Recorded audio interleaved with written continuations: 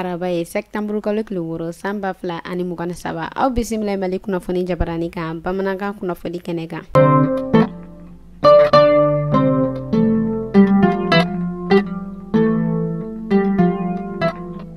Kunnafoni daminɛna an ma lɔdɔniya k'a fɔ fɛn min ye Bamakɔ kɔnɔna a n'a lamini ye kunnafoniya b'a yira k'a fɔ carte d'identité nationale ani carte biométrique ko o yɛrɛ sɔrɔli gɛlɛyalen don kosɛbɛ fanga tigilamɔgɔw olu ka baara yɔrɔ kun kan.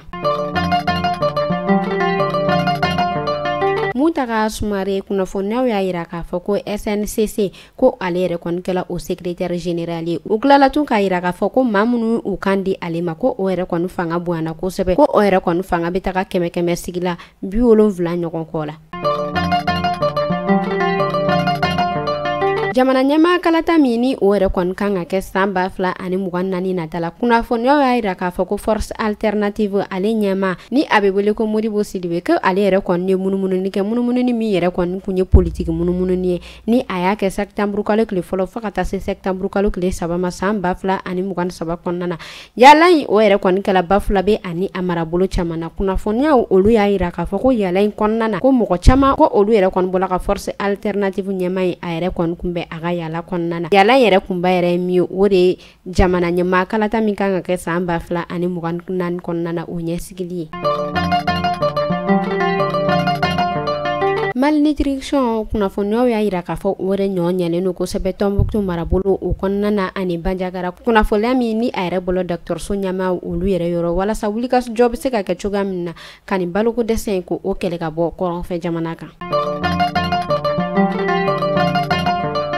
Amita Manantali kɛrɛnkɛrɛnnenya la Bafulabe kaw fɛ yen nɔ a yirala k'a fɔ ko Sifina ka denmisɛnnin dɔ ni ale yɛrɛ kɔni si bɛ taa san 4 ɲɔgɔn kɔ la ko ale yɛrɛ kɔni bɔnɛna nin na k'a sabu kɛ piscine nataga ye ni a yɛrɛ n'a a kɔrɔkɛ kun. Kunnafoniyaw y'a yira k'a fɔ ko piscine taga in na a bangebaga foyi kun tɛ yen nɔ ni a kɔrɔkɛ yɛrɛ kɔni dɔrɔn tɛ ko u yɛrɛ kɔni don la piscine na k'a sɔrɔ maître nageur ni ale yɛrɛ kɔni ye ji o ko ɲɛmɔgɔba ye ko o yɛrɛ kɔni kun t'a kalama k'a fɔ ko Sifina ka denmisɛnnin ninnu ko u yɛrɛ kɔni donna ji la a yirala k'a fɔ ko samedi don septembre kalo tile 2 kɔnɔna na san 2023 ko Sifina ka ɲi ale yɛrɛ kɔni ka suturali kɛla an bɛ Ala deli Ala ka bada nɛɛma k'o di ani alisilamɛ su bɛɛ lajɛlen ma kan an yɛrɛ ɲɛ k'an ta don kɔnɔ.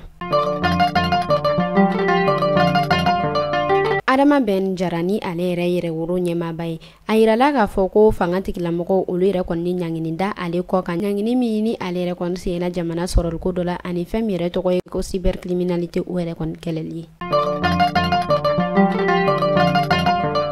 An bɛ taa Sikaso kɛrɛnkɛrɛnnenya la Kajuru a yirala k'a fɔ cɛ dɔ yɛrɛ bɛ yen nɔ ni a si o bɛ taa san 30 ɲɔgɔn kɔ la a yirala k'a fɔ ko Sika kɛlen don ale yɛrɛ kɔni na denmisɛnnin minɛni ko la a yirala k'a fɔ ko ale yɛrɛ kɔni minɛna macogo ale yɛrɛ gari la utikalo tile 31 san 2023 kɔnɔna na a minɛnen denmisɛnnin 2 ko o yɛrɛ kɔni ye labolo musomanin ni o si bɛ taa san 6 ɲɔgɔn la ko cɛmannin o yɛrɛ si bɛ taa san 3 la dugudenw olu yɛrɛ kɔni ye kunnafoniya yira k'a fɔ ko denmisɛnnin ninnu ko olu yɛrɛ kɔni sera ka se u somɔgɔw ma ko mais ko gendarmerie maaw ko olu kɛlen don ka tigɛda cɛ in kan halisa walasa maa minnu bɛ nin ko in jukɔrɔ olu bɛ se ka ye cogo min na o hukumu de kɔnɔna na welewele o de bilala denbaw ma ko bɛɛ k'i hakili to i den na k'a sabu kɛ janto yɛrɛ la o de kɔrɔko ka ɲi.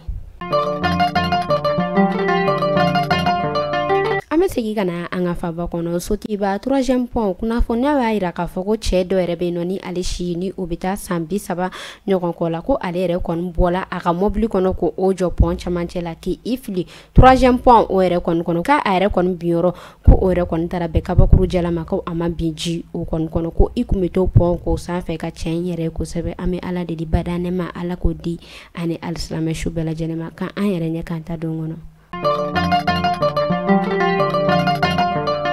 Amita kokan kibaru la kɛrɛnkɛrɛnnenya la Marocaw fɛ yen nɔ ministre des affaires étrangères des pays de l'association des nations d'Asie ale yɛrɛ kɔni ɲama olu bɔla ka ɲɔgɔn ye kɛ septembre kalo tile 4 ɲɔgɔn ye yɛrɛ kɔni kɔnɔna na u sinsin fɛn min kan o de y'u ka stati ko ye stati min ni ale yɛrɛ bɛ wele ko stati des partenaires de dialogue sectoriel ni o yɛrɛ kɔni bilana u ni Marocaw olu ka bɛn ɲɔgɔnya o yɛrɛ kɔni kɔnɔna na. O tɛmɛnen kɔfɛ an bɛ taa Niger premier ministre ni ale bɛ wele ko Ali Mahamane Lamine Zaïni ni ale yɛrɛ kɔni sigila CNSP o ɲɛmaw fɛ ale yɛrɛ kɔni bɔla k'a yira k'a fɔ ko fɛn min yɛrɛ kɔni ni lanzaraw ye ko ka kuma ɲɔgɔnya ko o tigɛ olu ni u ɲɔgɔn cɛ a tilala tun k'a yira k'a fɔ ko fɛn min yɛrɛ kɔni kɔkanmejaw ye ko o bɛɛ tigɛ ka bɔ u ka jamana kɔnɔna na ko ka sabu kɛ ko Faransi ko o kɔni tɛ ka lakilenaya sabati ni olu ye. Kunnafoni kuncɛla an bɛ taa Gabon kunnafoniyaw y'a yira k'a fɔ ko cour constitutionnelle ka ale yɛrɛ kɔni jɛla n'a ye Oligui ale ka serment ta o dun kun tilala k'a fɔ tuguni ko Ali Bongo ni ale yɛrɛ kɔni kun ye Gabon jamana ɲɛmɔgɔ kɔrɔ ye ko ale yɛrɛ ma démission ni o yɛrɛ kɔni jigidi fanga ye ko ale yɛrɛ kɔni mo o sɛbɛlantigɛ di u ma fɔlɔ o hukumu de kɔnɔna na duguden dɔw olu y'a yira k'a fɔ ko maa fila o yɛrɛ de bɛ jamana ɲɛmɔgɔ la olu fɛ yen ko ka sabu kɛ Ali Bongo ale yɛrɛ kɔni ma a ka jigini fanga ko ale mo o signé fɔlɔ ko ni dɔn ni o yɛrɛ kɔni nana fanga ɲɛmagaya ko o ta dun.